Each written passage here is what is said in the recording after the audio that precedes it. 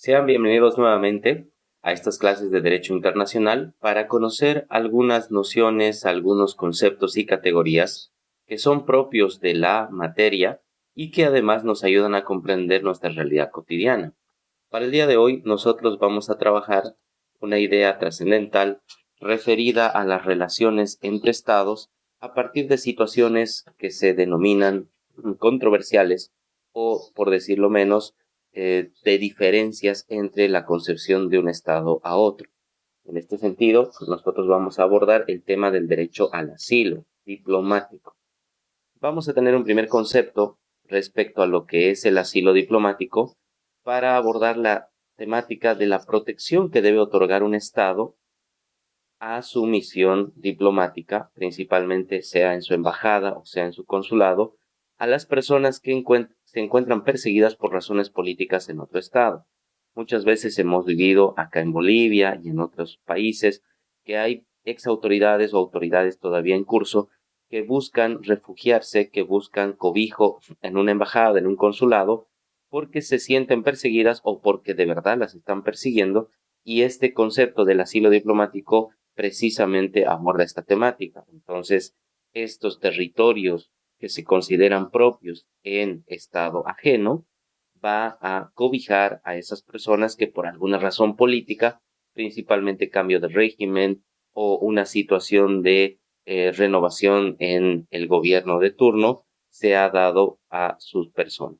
También se puede identificar que es un último amparo que un Estado extranjero concede a quienes sufren persecuciones políticas en su propio país o en el país de su residencia. Entonces, estas persecuciones políticas pueden ser de diferente índole y también pueden abarcar el hecho de poner en peligro la vida de estas personas, ¿no? Entonces, es una medida protectiva como un estándar de derechos humanos y que en general la doctrina internacional llama a que todos los estados la cumplan con prontitud y preeminencia. Hay una relevancia en la historia de este fenómeno jurídico internacional, ya que como misión siempre ha sido un mecanismo crucial para proteger los derechos humanos en un contexto donde el estado del que se huye, la persona se siente no garantizada en su seguridad íntima. Entonces, lo que está buscando es un cobijo pleno a su bien más preciado, que es la vida.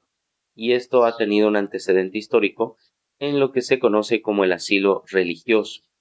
Este asilo religioso que se concedía principalmente desde la época romana y con alguna antigüedad a la época egipcia e india también, en otro continente, en el continente asiático, para refugiar en los templos a los que se podía cobijar incluso a delincuentes. Entonces, tener un espacio o tener una llegada a un centro religioso, a un monasterio, a un convento o a un templo sagrado, sin importar inclusive la religión, siempre era considerado un beneplácito o una oportuna forma de salvarse, sea uno delincuente, sea uno una persona injustamente perseguida. Acá podríamos mencionar el famoso caso novelesco de Jean Valjean, que de la novela Los Miserables de Víctor Hugo se cobija también en una iglesia, ¿no? Y tantas otras personas que han podido tener una salvedad, aunque sea temporal, en un templo. Entonces, de esa antigüedad histórica, nosotros pasamos a configurar una naturaleza jurídica basada en la convencionalidad, en este caso convenciones internacionales, que van a partir con la de Caracas de 1954. Es un tratado principal que va a regular el asilo diplomático en América Latina, estableciendo procedimientos y obligaciones para los estados que conceden asilo diplomático. Ahora, estos procedimientos y obligaciones se van a trabajar de manera primaria en esta convención, pero se van a ir ampliando en otros convenios y tratados y sobre todo en la práctica y costumbre internacional de Estado a Estado. Aquí vamos a mencionar la Constitución francesa del 73, 1973, que va a mencionar que Francia va a otorgar asilo, pero no especifica si territorial o diplomático, a los extranjeros expulsados de su patria por luchar por la libertad, y se da por entendido que fue en la dictadura de Pinochet. O sea, esta forma de declarar una protección, ya sea territorial o diplomática, lo dio en una coyuntura política al Estado francés. Y aquí es lo que referimos como costumbre o forma estatal en la que está preorganizada la figura de el asilo diplomático. La costumbre siempre va a primar, más allá del tratado, de la regulación específica, y sobre todo si se trata de diferentes legislaciones entre estados y situaciones políticas. Por otro lado, la Declaración Universal de los Derechos Humanos, en el artículo 14, va a establecer que el derecho que tiene toda persona a buscar asilo en otros países debido a persecuciones. Entonces, fuera del ejemplo político que establece Francia, los derechos humanos reconocidos universalmente, el 48, nos otorgan esa posibilidad. O sea, no es solamente para las personas con cargo político o en ejercicio de función gubernamental. Junto a ello, tenemos también la Convención de Viena sobre las Relaciones Diplomáticas en 1961, que va a tener como finalidad establecer un marco normativo y legal para las relaciones diplomáticas entre los estados, promoviendo la paz y la cooperación internacional y definiendo sobre todo el rol y las responsabilidades de las misiones diplomáticas. Se va a llamar como misiones diplomáticas a ese conjunto de hombres y mujeres que van a formar parte de una legación, de una representación estatal y que van a ocupar un espacio físico en otro estado para cumplir las funciones del estado que los envió, ¿no? Ahora bien, las razones por las que podrían darse un asilo, el derecho del asilo, tanto territorial como diplomático, enseguida vamos a ver en qué consiste la diferencia entre uno y otro, son parte de los derechos humanos y por eso es un estándar de medida sobre el cual los estados son también parametrizados, son también validados. Por lo cual se tiene, en fin, el proteger el primer derecho humano que existe, que es el derecho a la vida. Ya que si yo estoy huyendo o estoy sintiendo inseguridad en el estado en el que me crié y en el que nací, es porque debe correr un riesgo pleno y claro mi vida, ¿no? La Convención de Caracas entonces va a mencionar que el Estado no está obligado a conceder asilo diplomático, o sea, puede pedírsele a un Estado, pero el Estado puede negarse, y eso es algo que también está establecido para los Estados, como acá. Sin embargo, el tratadista Selle va a indicar que el Estado tiene la obligación de conceder. ¿Por qué? Porque es una súplica de último momento y es una súplica que generalmente sí es evidente, ¿no? Nadie va a pedir asilo porque sí, quiero cambiarme de país y asilo, sino tengo que demostrar y tiene que haber una validez en mi solicitud. A quienes sí y a quienes no se concede el asilo diplomático. Generalmente a los perseguidos políticos, pudiendo demostrar esto a través de una persecución judicial, a través de declaraciones de animosidad sobre el ciudadano que pesa esta persecución, a quienes luchan contra el colonialismo de cualquier color, esto por la tradición de la lucha independentista que tiene la región latinoamericana, a quienes no se les concedería un asilo diplomático, terroristas declarados o identificados, aquellos que atentan contra la seguridad del Estado, la sociedad nacional, a criminales de guerra, ¿no? Que produjeron algún daño lesivo, algún delito grave en el territorio original de ellos, a quienes cometieron crímenes de paz, que aún estando en una época de armonía y paz, estos se dedican a causar caos o terror en sus sociedades, a los que cometieron crímenes contra la humanidad, un genocidio, experimentación o desaparición forzosa de personas, y a quienes hayan ordenado o cometido un crimen de agresión. Ahora, estos elementos interpretativos que podrían ser flexibilizados por algunos estados nos podrían recordar, por ejemplo, el caso del ex vicepresidente de Ecuador que buscó asilo en la Embajada de México, ¿no? Entonces, él era considerado criminal para la justicia ecuatoriana, pero el expresidente ecuatoriano se autoidentificaba como perseguido político. Ahí podría ser interpretado por un país y por otro, y por eso vemos situaciones como las que enfrentó la Embajada de México siendo invadida, entre comillas, por las fuerzas del orden ecuatoriano. Ahora, los tipos de asilo que íbamos conversando previamente, el asilo diplomático y el asilo territorial. Respecto al asilo diplomático, hay que comprender que es un refugio que se concede a una persona o personas perseguidas políticamente de los llamados locales o misiones diplomáticas de un estado extranjero que se encuentra en territorios del estado del cual la persona busca escapar. ¿Qué quiere decir? El ejemplo que mencionábamos hace rato, yo soy ecuatoriano, estoy escapando de mi propio país y voy a buscar en el espacio diplomático, en la residencia del embajador o en la residencia de la embajada de otro país, en este caso México, puedan cobijarme porque mi vida corre peligro. O también podríamos recordar en el caso boliviano, cuando las ex autoridades ministeriales del señor Morales buscaron refugio también en embajadas españolas, en embajadas mexicanas sobre todo, tratando de preservar su vida, porque ellos consideraban que estaban en peligro las vidas. Entonces, el asilo diplomático va a ser esa situación en la que yo toco la puerta de una legación extranjera. Estos son, dice, el local de la embajada propiamente dicha, el espacio donde funciona la embajada, la residencia del jefe de misión diplomática, generalmente el embajador es el jefe de misión diplomática, los buques militares, si estos estuvieran obviamente a disposición de que está buscando asilo, las aeronaves militares y los campamentos militares. Estos últimos se entiende que no siempre van a estar a disposición, así que la frecuencia con la que se solicita el asilo diplomático está circunscrita a la embajada y a la residencia del jefe de misión diplomática.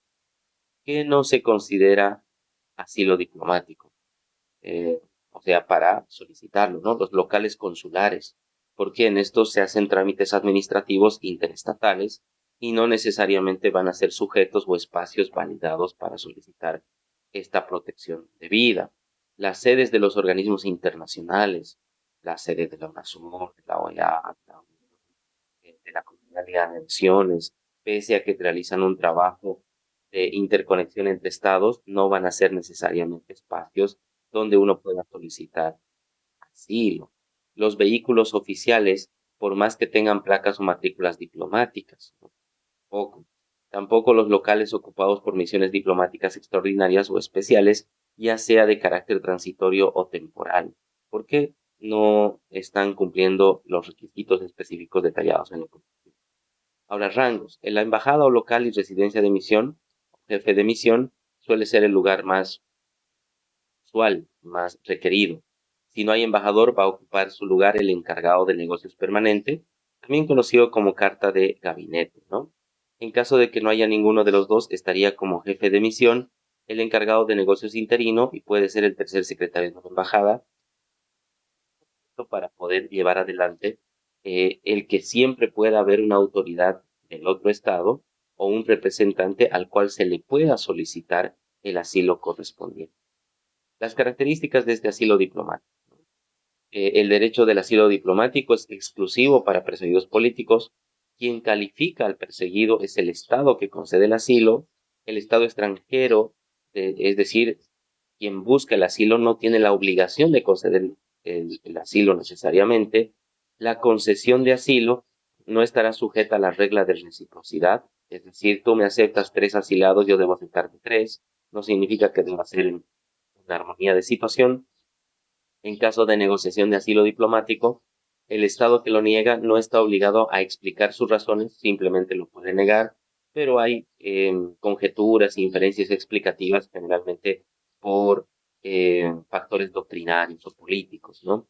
El asilo aceptado como tal tiene el deber de no mantener contacto, el asilado quiere decir, tiene la obligación de no mantener contacto con cualquier medio y con cualquier persona que sea sin la autorización del jefe de la misión, porque pues puede comprometer políticamente. Se concede este asilo en una misión diplomática como una embajada o consulado, que es una extensión del territorio del Estado que ofrece el asilo. Se considera territorio propio del Estado que está recibiendo al asilado. Y toda esta figura se rige por el derecho internacional y por acuerdos bilaterales que también han sido considerados entre los estados o por acuerdos regionales previamente establecidos, en el caso donde nos encontramos en Sudamérica por la Convención de Caracas de 1954, que es el caso para América Latina, ¿no? Entonces, estas características nos han llevado a ver ejemplos como los de Julian Assange en la embajada ecuatoriana en Reino Unido, ¿no? Que ha tenido muchos vericuetos y muchos avatares. El mismo fue cuestionado, luego fue reprimido de hablar, luego sí se permitió y luego al final fue capturado por la policía londinense. Pero esto seguiremos hablando a continuación. Continuando con esta situación explicativa sobre el asilo diplomático, vamos a referir la obligación que va a tener la misión diplomática que asila en el país receptor. Primeramente, se tiene que comunicar de inmediato por escrito o por lo menos mediante nota verbal al Ministerio de Relaciones Exteriores del país receptor y solicitar el salvoconducto para que el asilado se pueda trasladar rápidamente al país que le concede el asilo a un tercer estado, si es que fuera el caso. Casos excepcionales en los que se presenta el asilo diplomático. Si el asilado abandona voluntariamente la misión diplomática, no podrá acogerse nuevamente al asilo en dicha misión, ya sea porque no soporta estar recluido, porque está buscando a su familia o por alguna razón extraordinaria necesita dejar las instalaciones del país receptor. Si se tratase de un delincuente común y no político, la misión diplomática tiene el deber de entregarlo a las autoridades de su país receptor, como ya hemos mencionado en el caso de Ecuador-México, muy interpretable desde un lado y del otro, ¿no? En qué medida uno es perseguido político o es considerado delincuente común. El asilo no puede ser ofrecido, de preferencia, el que busca asilo diplomático debe presentarse en la misión diplomática u otro local de asilo. Esto porque no van a ser los estados o los países los que van a tentar o van a sugerir a una persona de venirse a la residencia o la embajada para solicitar el asilo, ¿no? Las obligaciones del estado receptor. Aquel gobierno que persigue al asilado tiene algunos deberes, ¿no? Conceder el salvoconducto solicitado por la misión diplomática que ha concedido el asilo, ofrecer garantía a la misión y al asilado para que éste pueda abandonar el país.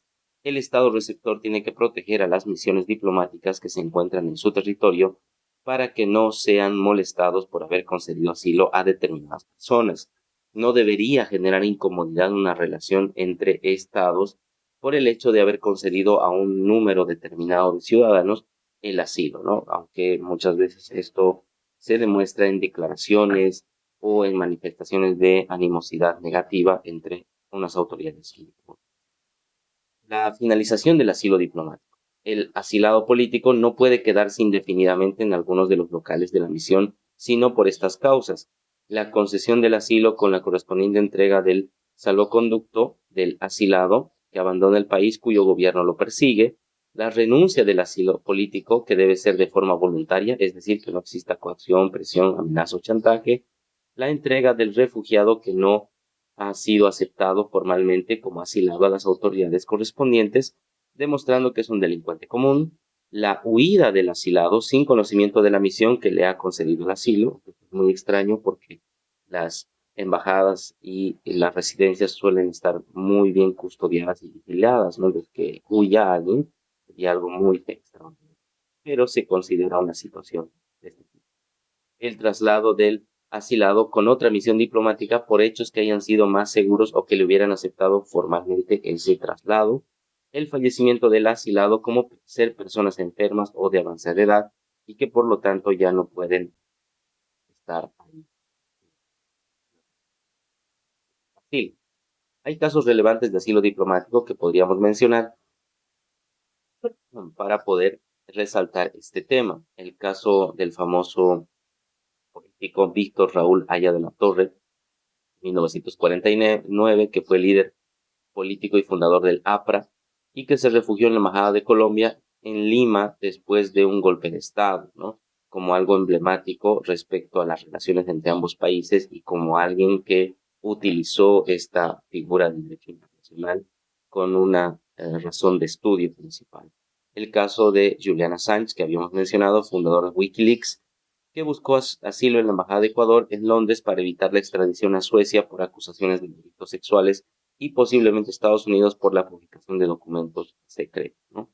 Y el caso de Gustavo Petro en Colombia, que es hoy presidente de ese país, fue miembro anteriormente a ello del grupo guerrillero M-19 y tras la toma del Palacio de Justicia en 1985 fue perseguido por el gobierno colombiano y Petro solicitó asilo diplomático en la Embajada de México en Bogotá.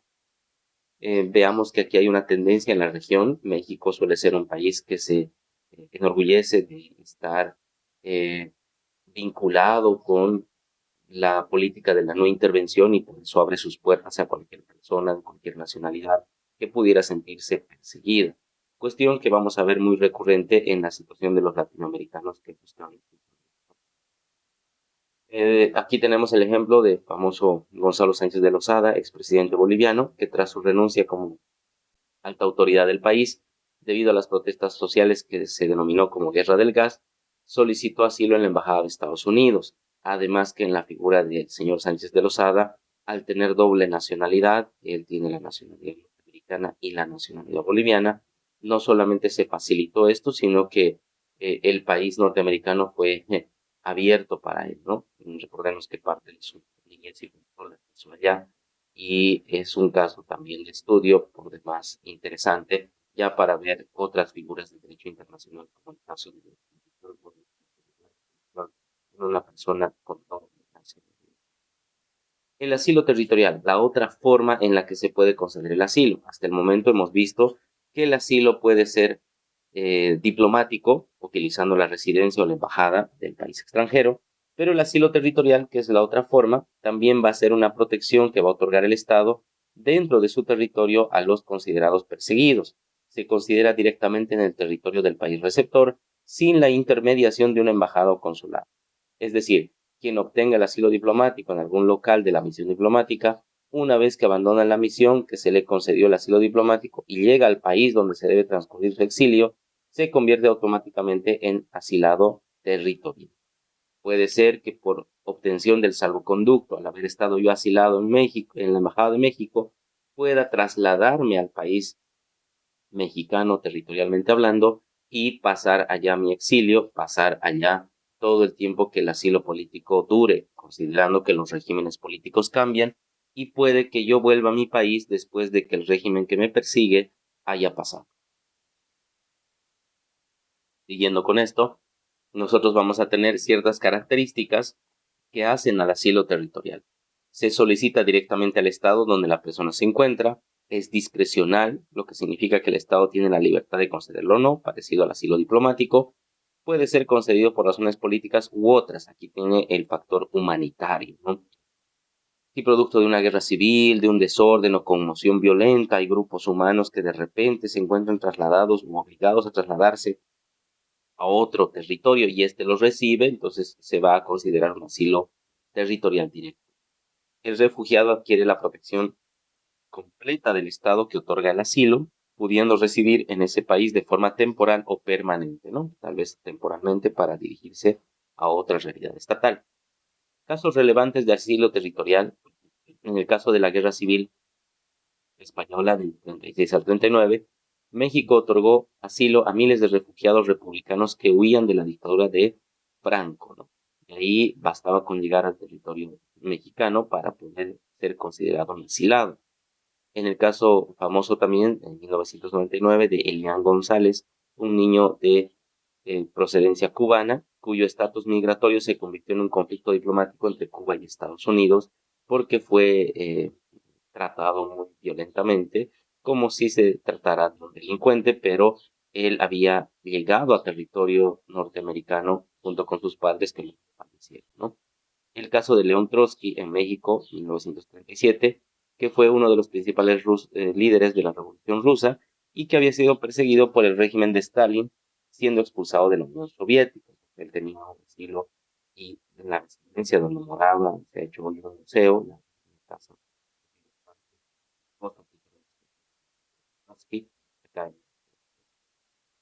y acá tenemos el caso controversial del señor Morales. Tras las elecciones consideradas fraudulentas en 2019, el señor Morales, al renunciar a la presidencia de Bolivia y ante el peligro que él sintió sobre su vida, solicitó asilo territorial en México y México muy amablemente le envió un avión de la República Mexicana para poder trasladarlo directamente a nuestro territorio, ¿no? Esto también fue muy controversial. Países que Bolivia otorgó asilo y refugio, ¿no?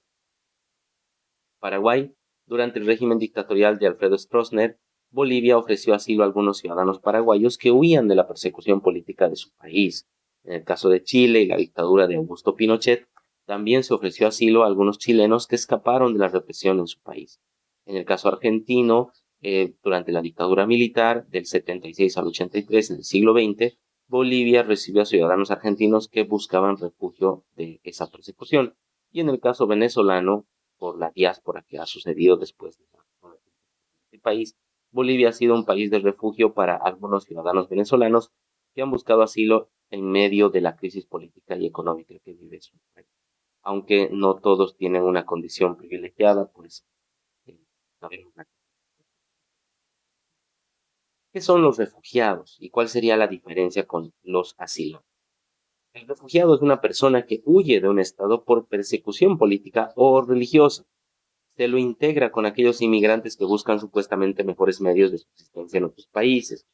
El concepto que nos va a dar la ACNUR, que es el Alto Comisionado de las Naciones Unidas para los Refugiados, nos va a indicar que los refugiados van a ser personas que debido a un temor bien fundado de persecuciones por razones de raza, religión, nacionalidad, afiliación de grupo social u opinión pública, se encuentran fuera del país de su nacionalidad y no pueden, o debido a ese temor, no desean acogerse en ese país. Entonces, vamos a decir que son personas que huyen directamente y que no van a tener una razón vinculatoriamente política para hacer esto, ¿no? Se va a basar en la Convención de Ginebra del 51 y el Protocolo de 1967, que definen quién es un refugiado y los derechos que se les van a asistir en razón de ello. Se solicita a través de organismos internacionales, el Alto Comisionado de las Naciones Unidas para los Refugiados, o en los países que han ratificado la Convención. Los estados parte de la Convención están obligados a no devolver a los refugiados a sus países de origen, donde su vida o libertad puedan estar en peligro. El principio de no devolución. Se aplica este principio para precisamente salvaguardar la vida de estas personas. ¿Y qué hace el Alto Comisionado de las Naciones Unidas para los Refugiados? La ONU ha creado en 1950 la ACNUR, que se localiza en Ginebra, Suiza, y su sede principal también ahí está de la Cruz Roja Internacional, con el fin de proteger a los refugiados y promover soluciones duraderas a sus problemas, por lo cual la ACNUR trata de asegurar que los refugiados tengan asilo territorial y tengan una condición jurídica favorable en su país, no simplemente que fueran inmigrantes ilegales. Es una condición jurídica que existe en la prohibición de rechazo o prohibición de la devolución que impida la expulsión o el retorno por la fuerza de una persona a su propio país. Tienen la obligación de asegurarse que de la verdad del refugiado, que éste de verdad esté huyendo, quiere decir, ya que a veces puede detectarse abusos y mala fe de falsos refugiados que son o turistas y que sin embargo viven años o a expensas de las contribuciones de la ACNUR. Siempre vamos a encontrar personas que les buscan aprovechar la situación o buscan sacar ventaja, ¿no? ¿Cuándo termina un refugio? El motivo por el cual provocó la huida de las personas o del grupo de personas que están huyendo del país, si éste cesara, entonces el refugio va a dejar de ser tal. Cuando el refugiado abandona voluntariamente el país del refugio y se traslada a un tercer estado, cuando retorna a su propio país por voluntad propia, cuando adopta la nacionalidad del país del refugio, pasando a ser un ciudadano más dentro del estado que lo acoge, cuando es expulsado del estado del refugio, producto de una acción violenta, producto de algún rompimiento de regla interna, ¿no? Cuando fallece el refugiado, obvio. Como conclusiones, en un mundo cada vez más globalizado y con tensiones geopolíticas crecientes, con las incursiones militares, con las amenazas de uno o de otro lado, el derecho de asilo diplomático sigue siendo relevante, aunque su implementación debe ser manejada con cautela para evitar conflictos internacionales o de mayor escalada. La distinción entre el asilo diplomático y territorial es fundamental para comprender las diferentes maneras en que los estados puedan proteger a los perseguidos. Un marco regulatorio específico que pueda desarrollar cada estado y fortalecer esta a partir de tratados o acuerdos internacionales también sería importante, ya que no es suficiente con que hayan los marcos generales internacionales que se han mencionado en esta explicación, sino que en caso de desarrollo y en caso de especificidad, los derechos humanos serán mejor protegidos si tenemos acuerdos bilaterales o multilaterales que trabajen en la idea. A propósito de la inminente crecida de la era tecnológica, es menester que se pueda hacer de esta manera. Muchas gracias por su atención, espero vernos en otra oportunidad.